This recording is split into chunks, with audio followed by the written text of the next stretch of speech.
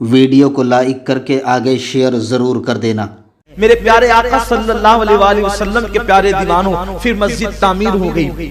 مسجد تعمیر ہوئی تو اس وقت مسجد کا جو قبلہ سمت تھا وہ بیت المقدس تھا۔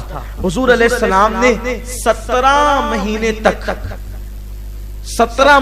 تک بیت المقدس کی طرف رخ کر کے نماز ادا فرمائی، اور اس کے بعد پھر آپ جیسا کہ جانتے ہیں کہ بنو سلیم کی مسجد کے اندر اللہ کے حبیب علیہ السلام نماز پڑھانے کے لیے گئے، اور جب وہاں نماز پڑھانے کے لیے حضور پہنچے تو کسی یہودی نے تانا دیا، اور آقا کریم صلی اللہ علیہ وسلم کو تانا اس طرح دیا کہ یہ دین تو نیا لائے ہیں اور قبلہ تو پرانا ہمارے نبیوں کا استعمال کرتے ہیں۔ حضور کے کانوں تک یہ بات آئی، حضور نے نماز شروع کی، فوراً ذہن میں خیال آیا دین تو نیا لائے ہیں، قبلہ تو پرانا استعمال کرتے ہیں۔ اسی عالم میں محبوب کی نظر اٹھی، پھر جھکی، پھر اٹھی، پھر جھکی، پھر اٹھی، پھر جھکی۔ میرے اللہ نے جبریل کو کہا جبریل، محبوب آسمان کی طرف نظریں اٹھاتا ہے، اب سدرہ پہ رکنے کا وقت نہیں ہے، جا حبیب کے پاس اور کہنا قد نرا تقلب وجہک فی السماء فلنولینک قبلۃ ترضاھا۔ محبوب بار بار تیری اس معصوم اداؤں کو تیرا خدا دیکھ رہا ہے، آسمان کی طرف تیری نظروں کا اٹھانا، اور آپ کا دل جدھر چاہیں آپ اپنا رخ ادھر کر لیں، ہم اسی کو قبلہ بنا دیں گے۔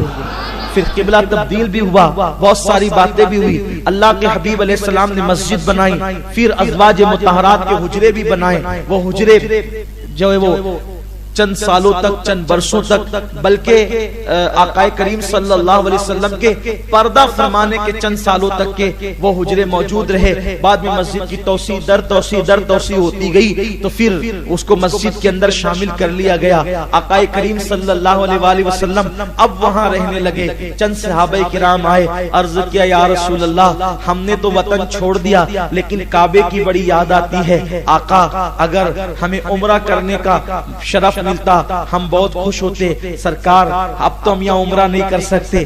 آقا نے فرمایا عمرہ نہیں کر سکتے، ایک کام کرو، اپنے گھروں سے وضو کر کے نکلو اور مسجد قباء جاؤ، وہاں جا کر کے 2 رکعت نماز پڑھو، اللہ تمہیں عمرے کا ثواب عطا کر دے۔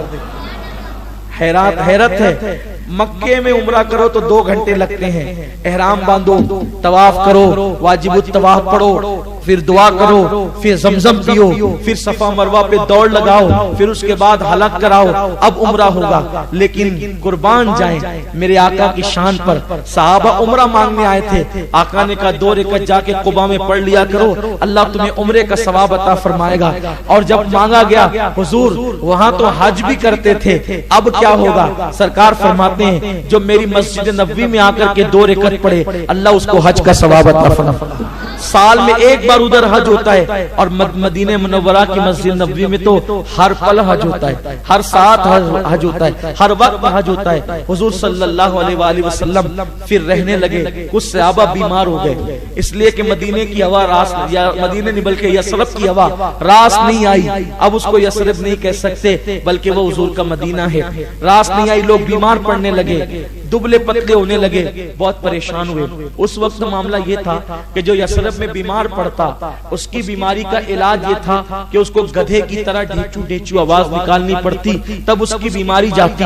جب لوگ بیمار ہوئے تو حضور کے پاس آئے، یا رسول اللہ اب بیماری سے اٹھا نہیں جاتا، تو اور یہاں کا طریقہ یہ ہے کہ آقا گدھے کی طرح جو آواز نکالے گا اس کا بخار جائے گا۔ سرکار نے کہا کچھ نہیں، آقا نے ہاتھ اٹھائے، اللہ یہاں کی ساری بیماریاں فلاں مقام پہ ڈال دے، اور اس کے بعد فرمایا اس شہر کو شہر شفا بنا دے۔ بس یہ کہنا تھا، اس دن کے بعد سے ساری بیماریاں وہاں سے ختم ہو گئی اور مدینہ منورہ شہر شفا بن گیا۔ نہ ہو آرام، جس بیمار کو سارے زمانے سے اٹھا کے لے کے آئے خاک ان کے آستانے سے، پھر حضور کے شہر کی کیا شان ہو گئی کہ وہاں کی مٹی اٹھا کر بدن پہ لگائی جاتی اور زخموں پہ بھری جاتی تو اللہ تعالیٰ لوگوں کو شفا عطا فرما دیتا۔ پھر کیا ہوا؟ لوگوں نے اس کے حضور وطن کی یاد آتی ہے، سرکار وطن کی یاد آتی ہے، حضور حضور وطن یاد آتا ہے، آقا نے ہاتھ اٹھا کے دعا کیا، اے اللہ مکے کے لیے ہمارے دلوں میں بڑی محبت ہے، اللہ ہم تجھ سے دعا کرتے ہیں کہ مدینہ منورہ کے لیے بھی ہمارے دل میں محبت پیدا کر دے، بلکہ مولا مکے سے ہمارے دل، مکے کے لیے ہمارے دل میں جتنی محبت تھی اس سے زیادہ شدت کے ساتھ، مکے سے زیادہ محبت ہمارے دلوں میں مدینے کی پیدا کر۔ یعنی حضور نے خود دعا مانگی، مکے سے زیادہ محبت ہمارے دل میں کس کی پیدا کر؟